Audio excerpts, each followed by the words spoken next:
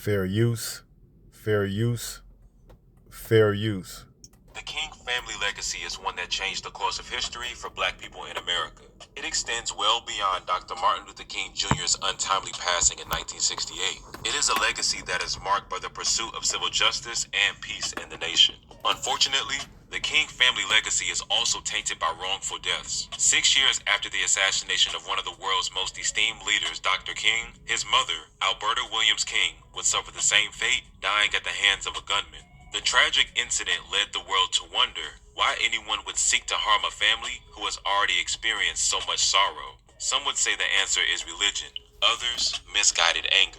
This is the untold true story of the assassination of Alberta Williams King and the black Hebrew Israelite who took her life. Mrs. Alberta Williams King was born in 1903 in Atlanta, Georgia. She was the daughter of Jenny Celeste and Reverend A.D. Williams, the second pastor of Ebenezer Baptist Church in Atlanta.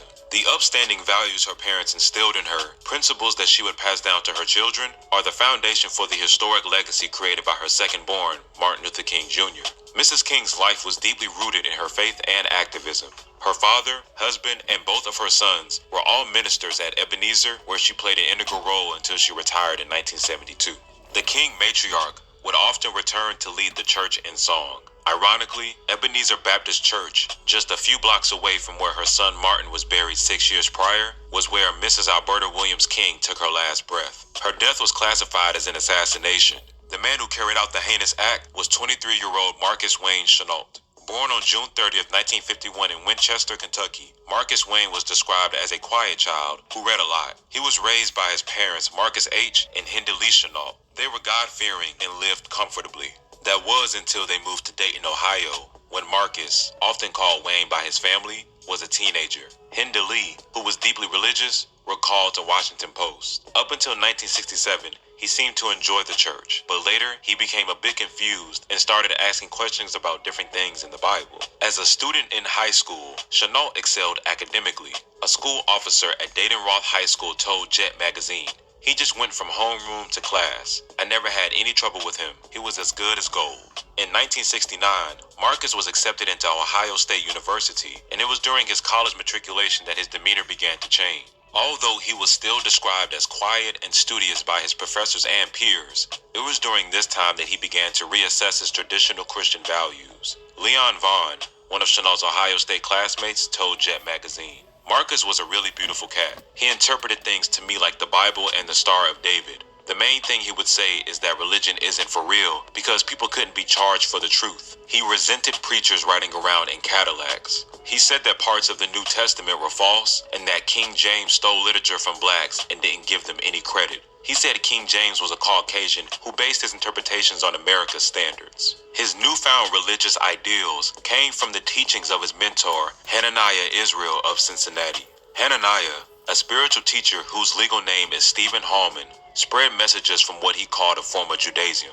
Chenault met Hananiah about 8 months before the incident after seeing his advertisement titled, "What Every Negro Should Know About Scripture," in a magazine. Israel began instructing him in the Bible during meetings in which Chenault took lots of notes and often invited friends. Hananiah criticized black civil rights activists and church leaders as evil and deceptive. In his teachings, he wrote, "When you stop those lying preachers from deceiving you and your loved ones, from robbing them of millions of dollars a year, you will have a better economy."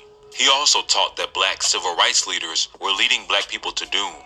He told Dayton Daily News, "White men are being used by the Most High as a correcting rod, but God is going to do away with white people and free my people. When black people are freed, they will be the masters and whites will be the slaves. Until then, blacks should remain slaves to white men because that is the role God has assigned to them." Although Israelites insisted that he did not advocate for violence, he taught that only the death of black ministers would free black people. He told Dayton Daily, "I gave Marcus the key to understanding the scriptures. He awakened from the death of sleep, from the grave of ignorance." Hananiah and Marcus, along with other young men who followed his teachings, were labeled by some as Black Hebrew Israelites, a religion of black people who believe that they are the descendants of the ancient Israelites. They incorporate teachings from various sources, including certain aspects of Christianity and Judaism, and have created their own interpretation of the Bible. They are not associated with the mainstream Jewish community nor mainstream Christianity. Chenault and Israel assert that they did not belong to any organized group or following.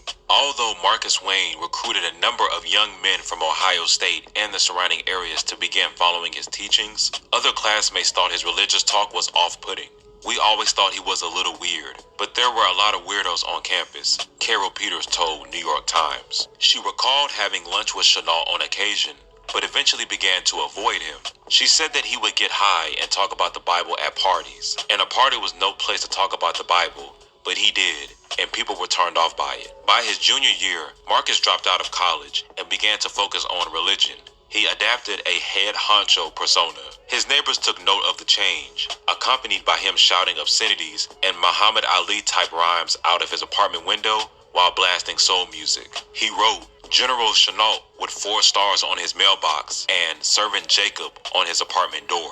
His antics led him to being arrested for disorderly conduct, which seemed to have pleased him. Chenault's neighbor, Richard Keish, recalled as a group of people who gathered for the spectacle that Chenault came out with his hands up saying things like, no comment, putting his hands on the card to be searched even though no one asked him to. Keish also shared with Jet magazine that Chenault told him that he would soon be all over the newspapers and that he was going to Atlanta to meet destiny. On Friday, June 28, 1974, Marcus Wayne Chenault returned home for what seemed to be a routine visit. According to Marcus Sr., Wayne seemed as normal as ever. That night, Marcus stole 2 pistols from his father's bedroom. The next day, he bought a bus ticket to Atlanta, Georgia. After a 12-hour trip, Wayne had made it to his destination, where, according to a taxicab driver's testimony, he was picked up from the bus station and asked to be taken to Ebenezer Baptist Church. On the way, he asked the driver if Mr. and Mrs. King attended the church every Sunday. Later that morning, after being picked up from a motel, Marcus was taken back to the church. He was invited to attend men's Bible study. Marcus introduced himself and said he was from Ohio. According to witness testimony, once the service began, he was seen sitting in the Amen corner of the pews, which is normally reserved for the most devout worshipers. Mrs. King finished playing the Lord's Prayer on the organ, and as the congregation bowed their heads in prayer, they heard Marcus shout, I'm taking over here this morning. They looked up to find him standing on the pew holding a gun. His first shot struck Mrs. King in the head, and she fell over the organ.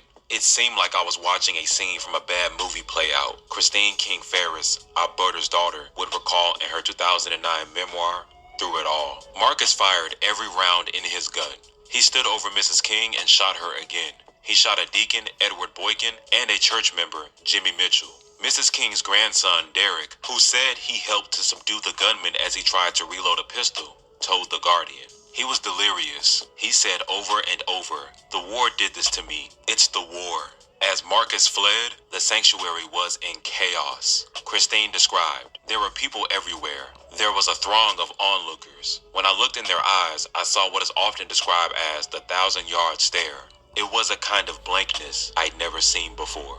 Mrs. King was taken to the nearby Grady Memorial Hospital, where officials say she was barely alive on arrival. The King family arrived at the hospital shortly after to learn the unfortunate news that Dean Edward Boykin and Mama King had passed away. Chenault was arrested and taken to the same hospital as his victims to be examined before being taken to jail. He and Reverend King crossed paths and exchanged words. King told Jet magazine, there wasn't much conversation between us, but I did ask him why did he do this. He answered by saying that all Christians were his enemy. Chenault had another revealing encounter that day with Reverend Ralph D. Abernathy, president of the Southern Christian Leadership Conference. Reverend Abernathy just so happened to be visiting the Atlanta chapter president, Hosea Williams, in the Fulton County Jail. From a cell nearby Hosea's, Chenault called to Reverend Abernathy and said, if you want to live, you had better get rid of that reverend in front of your name.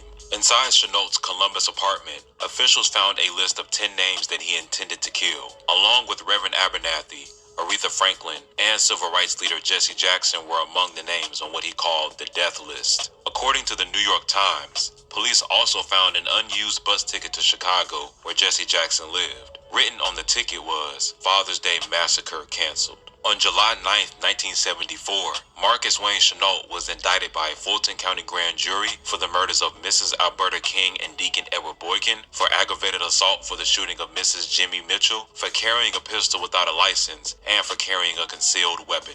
Marcus was found guilty on all charges and sentenced to death by electric chair. Dr. Lloyd T. Backus, director of the Law and Psychiatric Service for Grady Hospital, examined Marcus for 7 hours. He was determined to have schizophrenia and declared insane at the time of the murders. Although it was said not to have affected his ability to decipher right from wrong, Dr. Backus' testimony was that Marcus suffered from delusions of grandiosity. His sentence was reduced to life in prison, partially due to the King family opposing the death sentence. Upon hearing the news that Marcus was responsible for the death of Mrs. King, the Chenault family was in disbelief. His sister Nancy told Jet magazine the only explanation for Wayne's actions was that he went berserk. We have every record that Dr. King has. We loved him, the whole family. Hinda Lee, Wayne's mother, who was in such a state of shock that she had to be sedated, told Washington Post, "I know I didn't raise him this way. He was a good boy and we never had any problems with any of the kids." Some black public figures spoke out about a conspiracy regarding Mrs. King's death. Angry about the lack of seriousness regarding assassinations in the U.S., Jesse Jackson told Jet magazine, "They seem to be too strategic and coming too regular to be the work of lone, berserk gunmen." Dick Gregory shared his thoughts on the matter with Jet magazine.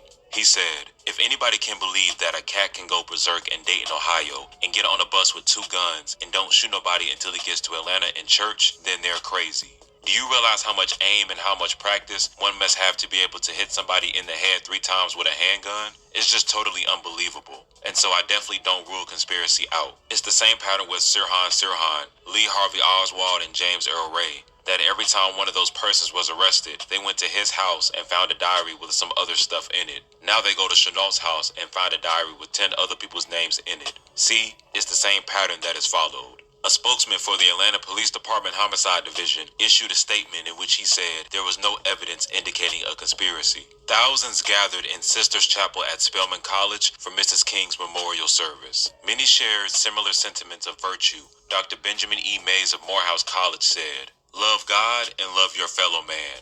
If these are the requirements of God, Alberta Williams King met them from the beginning. Her life was a brilliant example of Christian living. Why do good people have to die at the hands of wicked men? Somehow, it must be in the plan of God." Mrs. Alberta Williams King led by example. In the words of Dr. Julius S. Scott of Spelman College, "We looked at her and we saw all our imperfections. It was the foundation of her faith that enabled her assassin to take a bus from Ohio to Georgia and not have to sit in the back." Marcus Wayne Chenault died of a stroke in prison in 1995. He was 44 years old. Stay up to date with the latest news and comedy by subscribing here to our YouTube channel.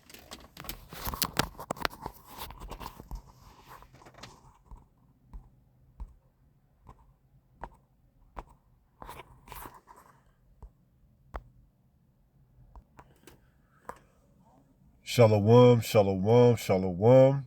All praises to the Most High, Yahweh Bahashem Yahweh Shai. That is, in the name of his only begotten Son, Yahweh Shai, who the world ignorantly calls Jesus, a so-called black man. As you can see from the clip that I just played for you, and sorry for jumping around like that without it lining up with the voiceover, but I did my best. They're going to come at you, man. They're going to come at us. We've been put in a negative light. And what more negative light to be put under and to put in than to be cast as the person or group affiliated with the assassination of one of the most beloved figures in the black community, Martin Luther King Jr.'s mother. You see? This is why you must read the scriptures, man, and understand it. Because this documentary or clip that was just played, they understand the narrative. Not only that, they had a Hebrew Israelite on their podcast to break down what it is that they preach and believe and how we are the Israelites of the book, the Bible, not black, just Hebrew Israelites. But you see, once they attach that name black, they could put you in a negative connotation. They could put you under a negative light, you know. And this is the best way to go about it, to put you in your own, to put you under a negative light in your own community. Now you see why Martin Luther King and these other civil rights activists are propped up to come against the word.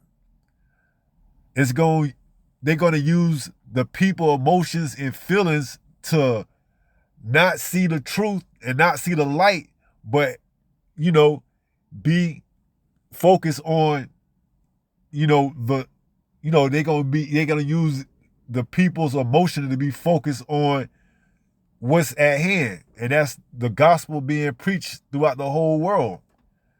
And they using a figure like Martin Luther King Jr., which is a prominent figure, to shun, a negative light onto the word. A black Hebrew Israelite assassinated Martin Luther King Jr. mother. And that's all the people need to be like, see, we told you that was a cult. Those people, they have wicked agendas. They evil. They hate everybody. That's all they need to go dig up some dirt. And to bring this out in a time where we trying to wake up our people to put the word under a microscope and make it look like it's, something more than what it actually is. They trying to make it seem like the word ain't what it is because the people who's preaching it is full of hate. They not in their right mind. They schizophrenic. They just talking off the deep end.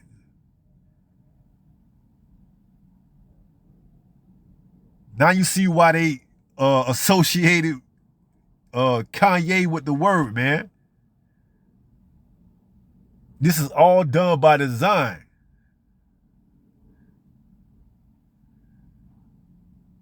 It tells us that in Luke 8:17. For nothing is secret that should not be made manifest, neither anything hid that should not be known to come abroad. We seeing they agenda unfold right before our eyes is to put the word, the truth, in a negative light, in a negative form. Now all of a sudden they bringing this out. A black Hebrew Israelite assassinated Martin Luther King Jr.'s mother.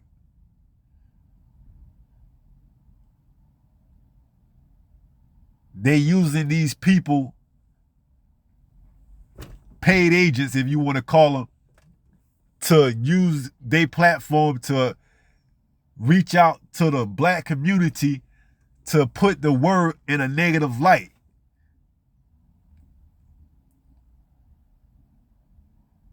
In this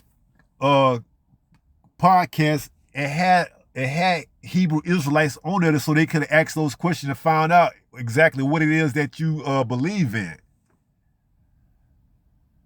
See, it doesn't matter if it's two different sectors, whether they said in the doctrine that this guy believed that King James was a Caucasian and he didn't believe that the New Testament was completely, historically factual. It don't matter that. It matters that they can lump all of us into one category as the black Hebrew Israelites. So now the people could begin to look at you in a negative light.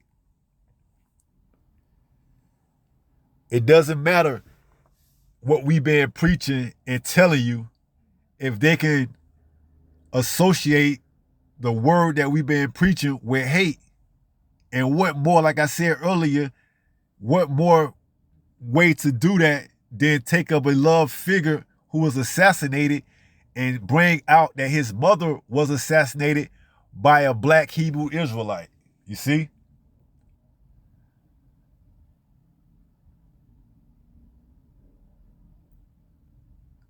And that's exactly what they waited for. They had one in the chamber and ready to pull it out in case the people started to wake up. Now they can get you to turn. Now they can get the people to turn back to the way they was, thinking before they heard the truth. But we already had that discussion in Mark the 4th chapter.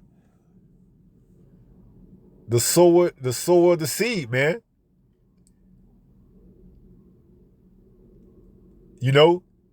some gonna hear the word and gonna take heed, and some gonna hear the word and not gonna, when they hear, they gonna be offended by it. Cause they didn't sow seed in good soil, man. So this is all they needed. This is all that person needed to be like, I don't believe in the word and the truth. A black Hebrew Israelite assassinated Martin Luther King Jr.'s mother, man. This is all they needed to bring a dark cloud over the word, the truth. Is associate a black Hebrew Israelite with the assassination of Martin Luther King Jr.'s mother. I mean, you don't try to tear no community up more than that by bringing out Martin Luther King Jr., man. That's a trigger. That name is a trigger in itself. When you tie that to the black Hebrew Israelites, and they already put the black Hebrew Israelites, on a label, they already labeled us a black Hebrew Israelite. So now when you tie the black Hebrew Israelite with the assassination of Martin Luther King Jr.'s mother, you've been put in the eyes of the public. You looked at as someone that's evil.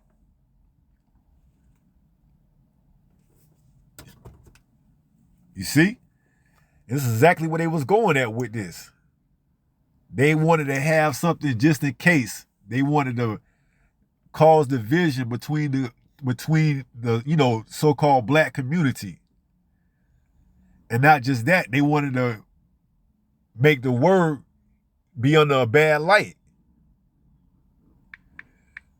So that's exactly what they waited for, to bring this out right now. And that's what that documentary showed. Because this person, this platform, this podcast or whatever it is, had Hebrew Israelites on there. And they easily got all the knowledge and information that they wanted to, but yet they want to run with this right here.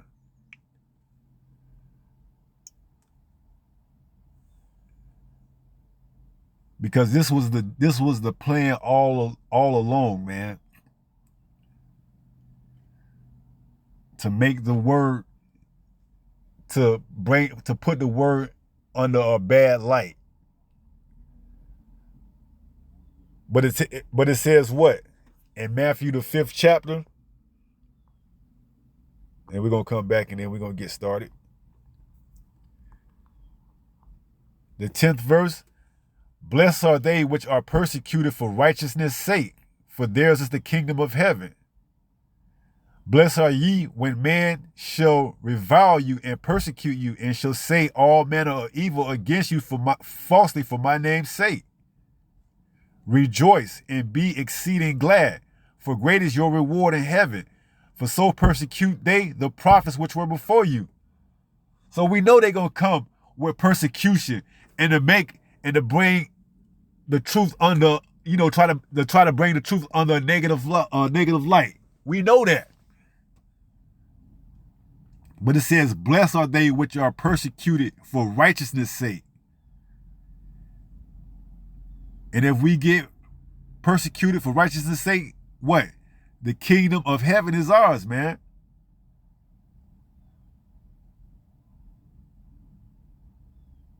But now let's go back to the book of Matthew, the 7th chapter, and let's get into the subject, which is what?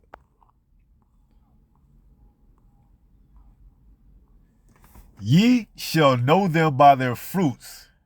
Let me read that again. Ye shall know them by their fruits. Do men gather grapes of thorns or figs of thistles? Right. So this is why you got to be careful what you perpetrate and put out there. showing these guns and stuff like that, because they gonna tie you in to the narrative that they pushing. That black Hebrew Israelites are a cult, or evil, whatever narrative they want to push. This is why you got to be wise as a serpent and harmless as a dove. It says, ye shall know them by their fruits. Do men gather grapes of thorns or figs of thistles? Even so, every good tree bringeth forth good fruit, but a corrupt tree bringeth forth not, slakia, but a corrupt tree bringeth forth evil fruit. Let me read that from the top. Verse 17, even so, every good tree bringeth forth good fruit, but a corrupt tree bringeth forth evil fruit. A good tree cannot bring forth evil fruit, neither can a corrupt tree bring forth good fruit. Every tree that bringeth not forth good fruit is hewn down and cast into the fire. Wherefore by their fruits ye shall know them. And they trying to get you to be affiliated or to be known for what?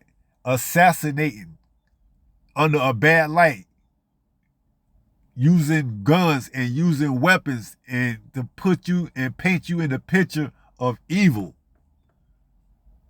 And you got to be aware of this. That's why it says in 1 Corinthians, what? The 6th chapter, and let's go down to verse 12. All things are lawful unto me, but all things are not expedient. All things are lawful for me, but I will not be brought under the power of any. So although it's good, although it's lawful that you can carry a weapon and have a gun on you, it ain't expedient. It's not smart for you to have one on you. Because now they painting a picture, and most of that is because of your own doing. You taking pictures, or you being on camera, on film with guns on your side, toting them wherever you at. Now they gonna be able to paint that picture with the picture they already put in, that a black Hebrew Israelite assassinated Martin Luther King Jr.'s mother by the way of a gun, who emptied all the rounds onto her. This is why you got to be wise as a serpent and harmless as a dove, man.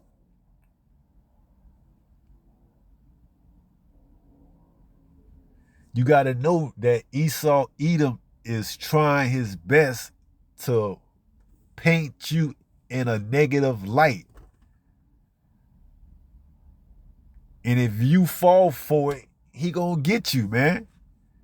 He gonna have complete and total carte blanche to go ahead and go at you.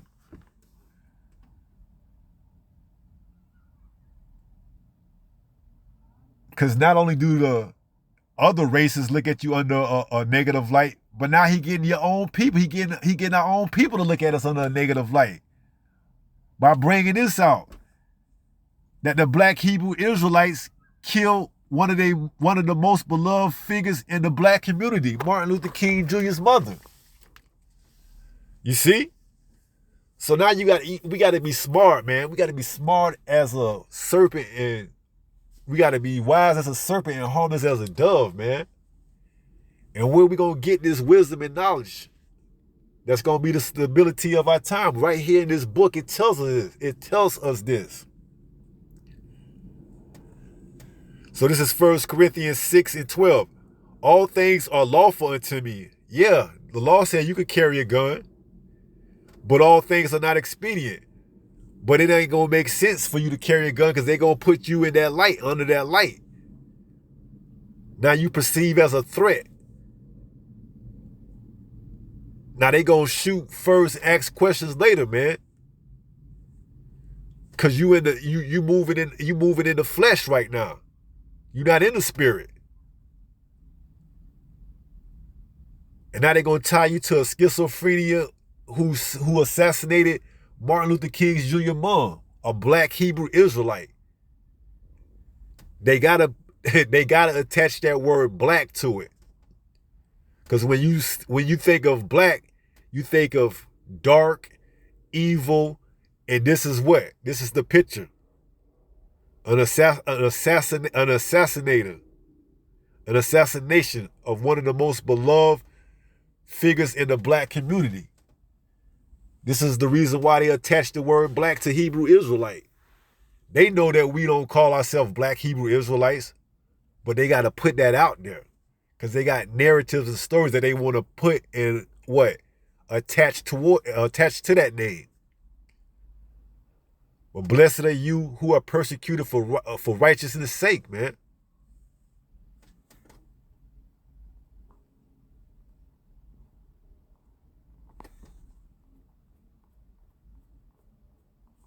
Back to Matthew 7:16. Ye shall know them by their fruits. Do men gather grapes of thorns or figs of thistles? Even so, every good tree bringeth forth good fruit, but a corrupt tree bringeth forth evil fruit. A good tree cannot bring forth evil fruit, neither can a corrupt tree bring forth good fruit. Every tree that bringeth not forth good fruit is hewn down and cast into the fire. Wherefore, by their fruits ye shall know them. And that's how they're going to associate you, by your fruits. They're going to see you, carrying a gun. You got your fringes on. They're going to associate you with the black Hebrew Israelites. And by black Hebrew Israelites, I mean the picture that they painted for the world to see. They chop up bits and pieces and put them together, and then they repackage it for the world to see that, hey, these people, they full of hate. They preach hate speech. They hate all other races. They want to put them, into slavery. They don't see the scriptures being brought out. They just using their own likings to what? Perpetrate a narrative to the people that we are a bunch of hateful, using the Bible and twisting it to fit our own agenda, to go against, the so-called white man and his kingdom. And this is the narrative that they putting together. Now they need to bring that narrative and to put it into effect and bring it to the black community.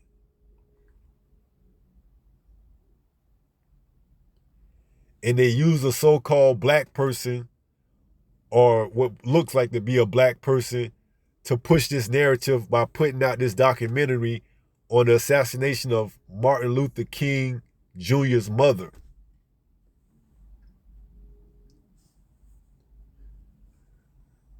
So we in these times, man, where wisdom and knowledge will be the stability. Let's go ahead and get that in Isaiah. The 33rd chapter in the 6th verse. And wisdom and knowledge shall be the stability of thy times, and strength of salvation. The fear of Yahweh is his treasure. So we know it's getting ready, we know it's getting ready to come, man. When you out there on the highways and byways, just know, man. And don't fear.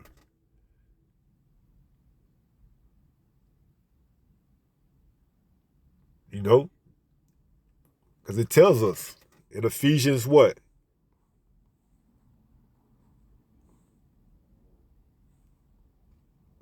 Ephesians 6. Let's go to 12.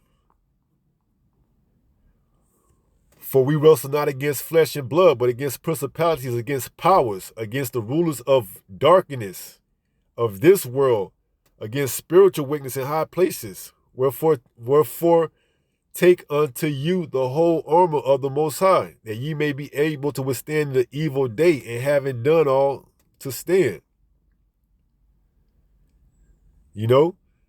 So, we know this is a spiritual war, man. We not going to be able to take these people out with their own blessing, man. They was given the sword. For you to believe that you're going to take them out using their own blessing, you got to be out your mind, man. And they just laughing at you. They got the media and they got these other platforms on social media that now they seeing through they assessments, they analytical data, that most of our people are no longer watching the mainstream media. So now they got to move over to social media sites and push these narratives out, you know? And you carrying they blessing on your hip with fringes, it's just going to fit into the narrative that they pushing. That black Hebrew Israelites are evil. They are full of resentment. You know, they got hatred in their heart. They want to kill everybody. And now they got man, and now they got a poster child face to put on the black Hebrew Israelites. A schizophrenic that killed Martin Luther King Jr.'s mother, man. So look for this story to break news. Look for this story to, break news in the upcoming days, man. But be prepared. And Yahweh told us that in what? The book of Matthew, the 26th chapter, and 52nd verse. And it reads, Then said Yahweh to him, Put up again thy sword into his place, for all that take the sword shall perish with the sword. So he knew that the time wasn't ready for the sword, man. This ain't his kingdom. When he come back, he gonna get busy, man.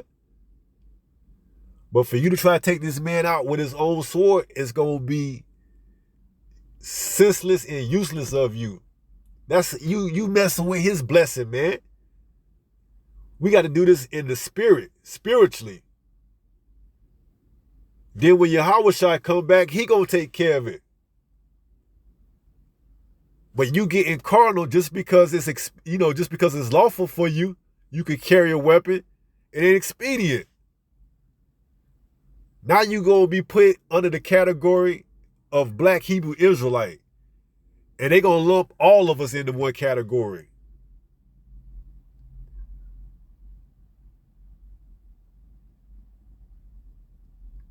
But you know what it says in the book of Isaiah?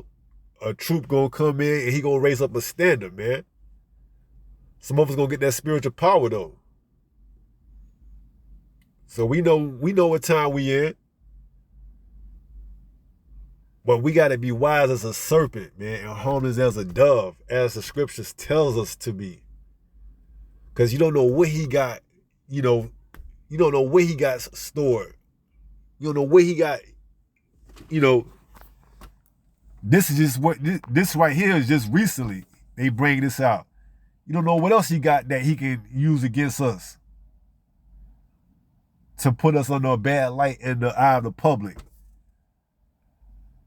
This is just one of his arsenals, one of his weapons in his arsenal, the media. Who knows how long he had this in hiding and waiting to bring it out at the right moment, at the right time, to pull the strings of the emotions of the black community. After years and years of pumping up Martin Luther King Jr., now he can put the black Hebrew Israelites, who's, ain't really black Hebrew Israelite, we just the Israelites, who's preaching the truth, against somebody who he propped up through, the black churches, Ebenezer Church, to put them in complete, opposition against each other. Now you seeing why this man prop up certain individuals and put them over large congregations to make, certain demographics, view them as idols. In the black community, been searching for an idol, for a savior.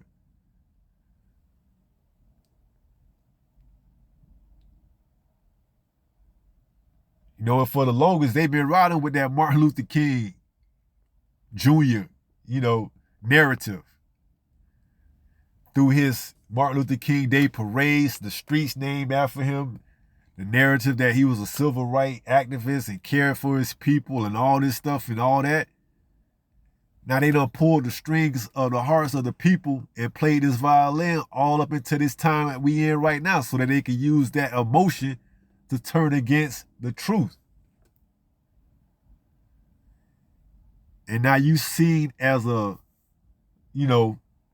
pistol-toting, fringe-wearing black Hebrew Israelite, renegade, basically. Whether you by yourself or whether you by yourself or you with a group, because it said they didn't know if this dude was in a group or not.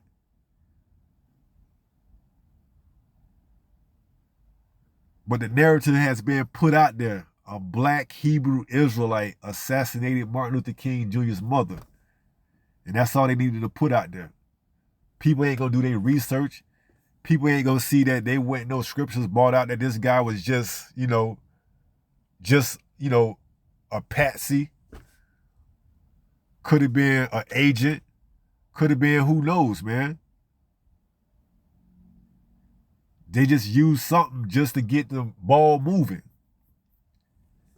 And now that it's being put out there, they ain't gonna retract anything if it's found to be falsely or not. They gonna let it go and see how far that ball can roll down the road.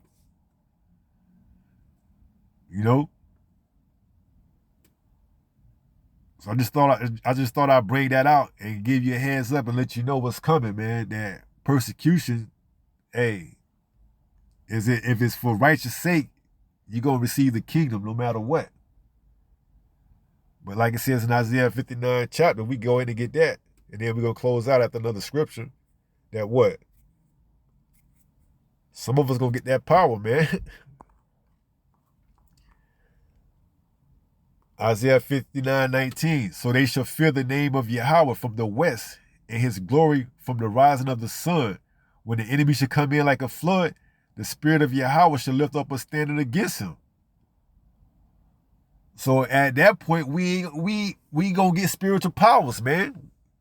Guns is gonna be useless. That's this man's blessing, Esau Edom's blessing, man.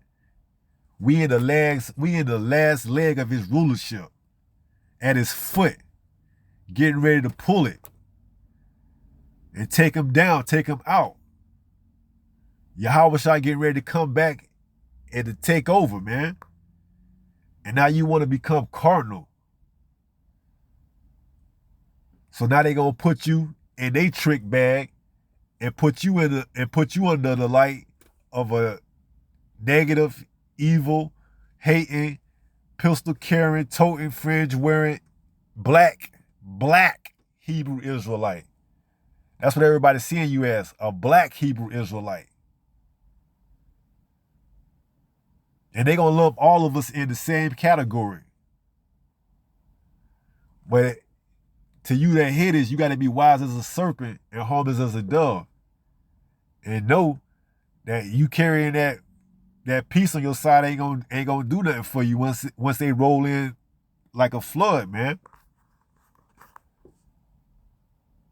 Because right now they set in the stage right now, so they can be justified when they do.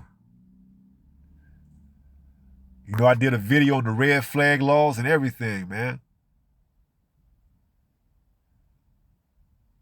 So they putting everything together, slowly but surely, reaching out to the black community. They done did they analytical data and see that we, the black people, the so-called black people, don't follow the mainstream media anymore because they not preaching, or they not coming out with facts.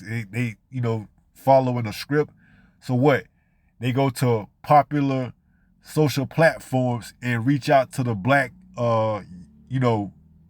content creators, and they get them to push the narrative.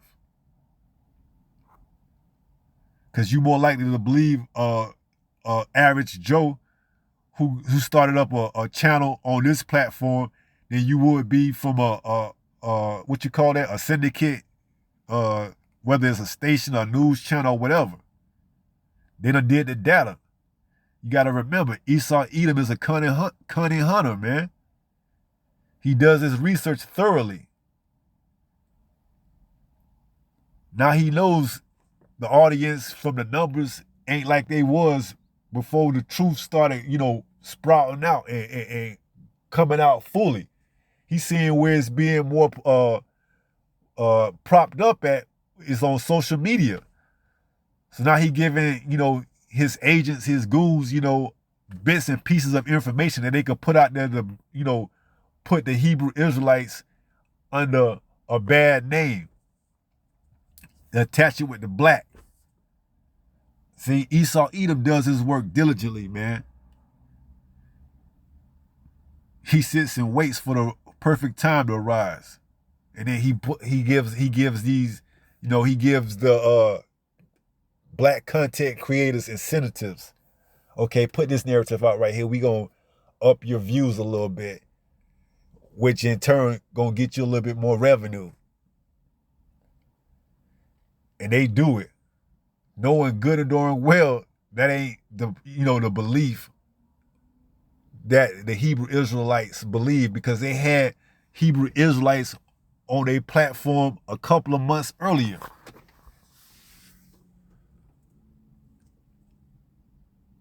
But this is what happened when you compromise, man, and you don't have the truth. Yahushua told us that in the book of John, what? The 8th chapter, in the, I believe it's the 44th verse, man. I'm trying to get down there to it. What it say? Ye are of your father the devil, and the lust of your father ye will do. He was a murderer from the beginning and abode not in the truth, because there is no truth in him. When he speaketh a lie, he speaketh of it of his own, for he is a liar and the father of it. So now he incentivizing,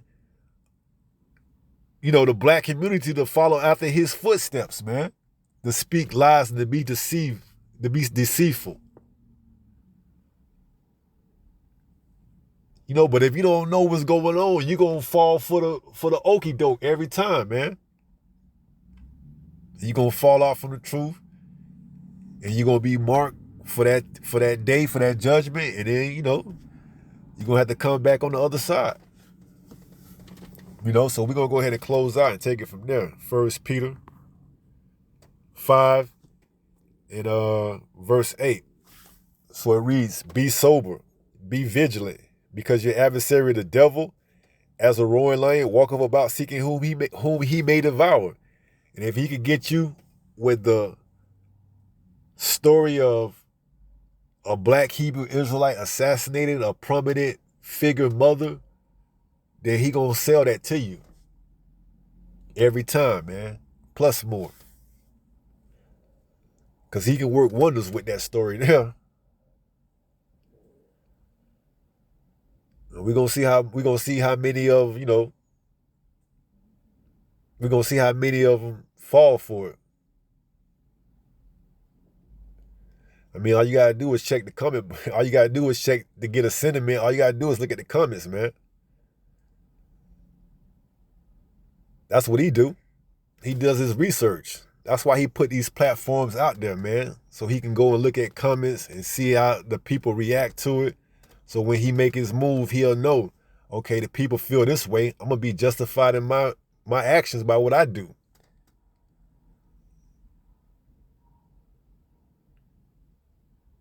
And Yahushua told us, man, all you that take the sword should perish with the sword, man. This ain't the time.